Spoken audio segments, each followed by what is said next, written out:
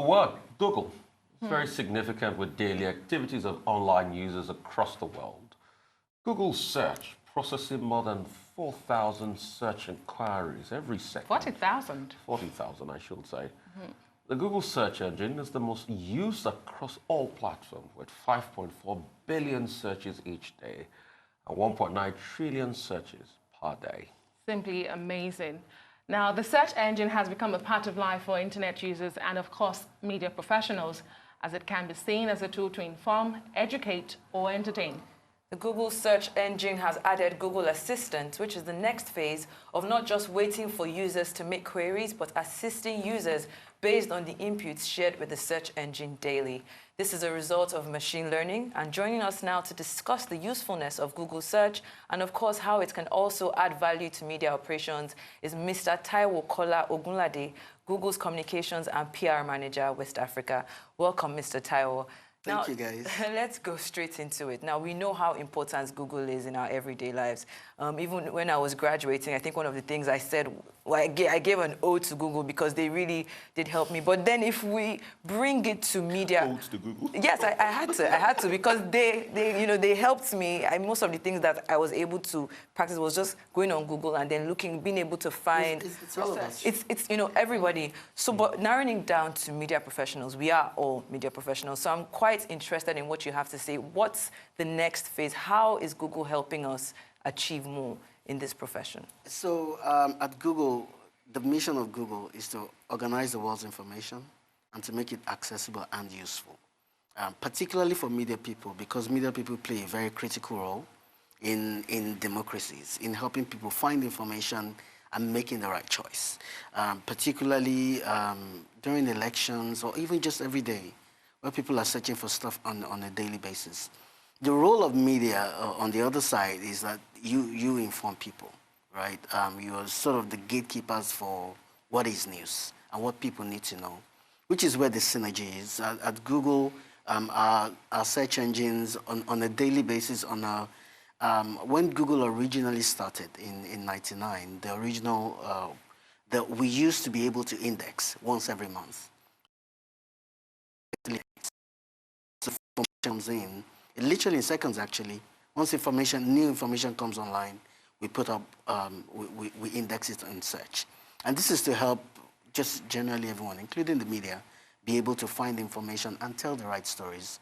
Because we being a search engine and an information platform, we believe that when people have access to more information, they're able to take better decisions. But last week, Google announced changes to how it will be ranking stories on its news page. This has come with divergent views, especially from publishers and media outlets, because this has been a challenge for them.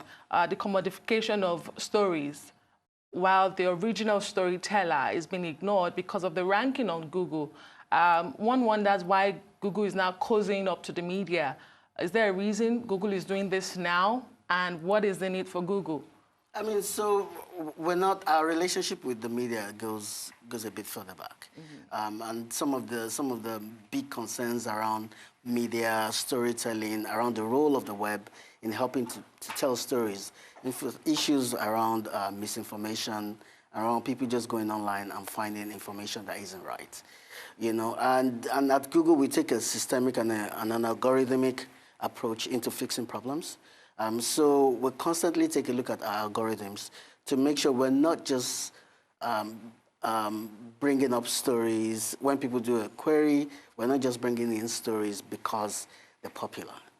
The stories have to come from an authoritative search. So the work that we're doing within the team, working with the team, the Google News Initiative team, is to ensure that the information that people go online, people find when they go online is true and that it's accurate and that it's from an authoritative source. So we consider ourselves to be in the truth business, because the moment you begin to go online and you begin to find stories that are not accurate, you begin to doubt the authenticity of the work that we do at Google, which is why this is really important. So we constantly take a look at our algorithms to make sure the search signals and the indexes and whatever we're bringing up is true and is right.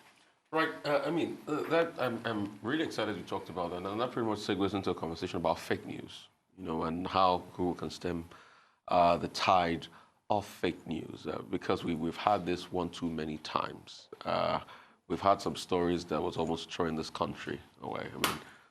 Recently, one of your competitors, Facebook, had to set up an independent advisory board, that can even override Mark Zuckerberg's decision as regards, bringing probity to the system. So what are you doing as regards fake news in the news space, like an ecosystem like Nigeria? How do you flag this? Okay, so first of all, it's important to note that misinformation and fake news is not new. It's just a new take on an old problem, and it's been in existence for ages, right? It's just in the year or in the era of social media, of the web, it's just taking a brand new form, and the form it's taking now makes it a bit even sort of harder to sort of sort, considering there are trillions of websites on a daily basis. There are trillions of people online every day, and the amount of information that is created on a daily basis. I mean, you think about the entire scope of that, and just making sure that we fix that, right? So and it's not a problem that one company can fix. It's an industry-wide issue, like you rightly noticed. At Google, which is why we understand the motivations. And the motivations are usually around maybe virality, maybe people trying to make money, maybe political gain. And the moment you understand the motivations and you try to ensure that when people come on the platform, they are denied access to those motivations, to those drivers, you sort of fix it, which is why bringing up stories from authoritative sources rather than popular sources is the thing to do. We've also sort of had partnerships with other third parties who sort of help us fact check. So we have a fact check label now on the Google News platform that tells you, oh, this has been fact checked. So and there's a lot of work going on. So we'll go to a quick break. We'll be right back. Don't Google the break. Stay with us on the Rise News channel. We'll be right back.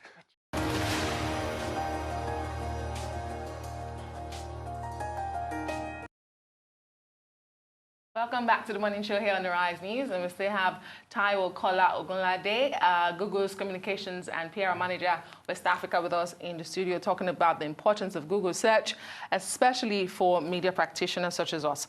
You said Google is doing a lot to, fact check and put a stop or a check in place for fake news, but beyond keeping stories with significant original content higher in the search rankings and for longer, what else is Google doing to improve qualitative journalism in Nigeria?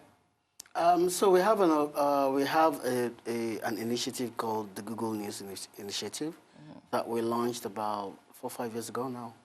And the aim of the GNI, as we call it, is to work with media organizations and to sort of do trainings, give them access to information and resources that would help them better use Google. And you think about Google being we're a multi-product platform. There's Google, there's YouTube, there are a lot of products at Google. And it's to help them better use it. We think that media people should be able to use our tools better than just anyone on the streets because of the sheer kind of work that you guys do, find information and just being on the go and pushing it out a lot more. We also work with a lot of these news organizations to help them innovate, right? In particular cases, we provide grants as well to them to innovate and to help them think a bit more about what they do. Last year, we launched an initiative in Nigeria where a few media organizations each of them, I think, got $250,000 grants to sort of build and use Google to tell better stories and better news. All right. I just wanted to come in here and talk about search. Because the fulcrum of what Google stands for is search, pretty much getting information and access. But a lot of people don't still know how to use search because of, the search interface itself, the Google search app and the likes. How can people deploy search effectively for journalism, and it's really, really very important. I mean, what are the dynamics of search? It's a good thing you asked that question, Rufai, because 2 years ago we made a commitment at Google to train 10 million people in Africa on digital skills. We think that that's the future, right? The more people in Africa and in Nigeria are able to get online, find ideas. Again, because from us, we think that search is great, but search is usually an entry into inspiring people. So you're looking for a way to start a delivery business. You go online, you look for the ideas, you go on YouTube, you watch videos. And then it spurs you to sort of kick off yours. But if we don't deal with the basic issues of when people go online, how do they use the tools, then it's a problem. And so far we've trained, I think, 3 million people in just Nigeria only. Just young people, train them about how they can use search. And Nigerians are extremely curious people, right? Some of the searches that we see, people go online and find jobs, right? People go online and they find ideas. You must have heard of some of the initiatives that we've been promoting, our hustle campaign, where we're trying to push people to, whatever hustle it is that you're into, you do photography, you can find it. And also, you've been doing something on the fringes of the young people, the youth. I mean, I remember there was a launch at the Aso Rock Villa 2 years ago, where Google was partnering with Mind the Gap, and they trained. Can you talk us through that project and the sustainability of that? I mean, even beyond the Office of the Vice President and that we worked with and the Ministry of Education at the time, even beyond that, we even work with state governments as well. NYSC, universities provide education, and the education is free as well. If organizations like Google that are web-based, even if we are to do well, because we keep hearing people saying, why are you investing so much in training people, right? If we are going to do well, then we need to ensure that the online ecosystem itself is healthy, right? That we're able to get enough developers, that business owners are able to take their businesses online, that, the day you decide to, shop for new shoes, when you go online, you're able to find it. And connect people who are looking for opportunities to people who have solutions to deliver. Until we're able to really, really close that gap, the ecosystem wouldn't thrive. So for us, as much as it's a thing to do, it's also great for our business. It's good for everyone, actually. Okay, so let's talk now about language barriers, because, it's one thing to be able to optimize the search. However, just Nigeria alone, we have over 250 ethnic groups, and you'd be very surprised to find out a lot of people are still even struggling to speak, English language. What's being done in that regard? I know that, the Google Assist has been one of the initiatives launched to help that. However, I don't think that's enough. What else is being done by Google to make sure that even if you go on the platform and that's not your first language, you can still get information, from the platform? Indeed, you're right. I mean, language plays a major barrier in helping people sort of engage when they go online. In July this year, we launched the new Nigerian voice on Google Search. So initially, when you go on Google Search, you hear this British-sounding voice or American-sounding voice, but now the voice is more Nigerian, right? Or when you use Google Maps, you hear, okay, now, turn left. Okay. So the voice sounds... There's a new Nigerian woman. There's a new Nigerian voice. There was a joke on social media. There was a joke on social media about someone saying, oh, I'm glad they fired the British woman, because now I can hear the Nigerian woman who's speaking. A lot of the new innovations now that you will see are driven by AI, right? AI allows us to go into regions that would have been extremely hard for us. Already, Google Search is available in Yoruba, Igbo, Hausa, and even Pidgin. But like you say, language is, particularly in Nigeria, there are, 300 languages or something? And when you think about that as well, it will take us a lot more time if we are to do it at our own pace to sort of solve the language challenge.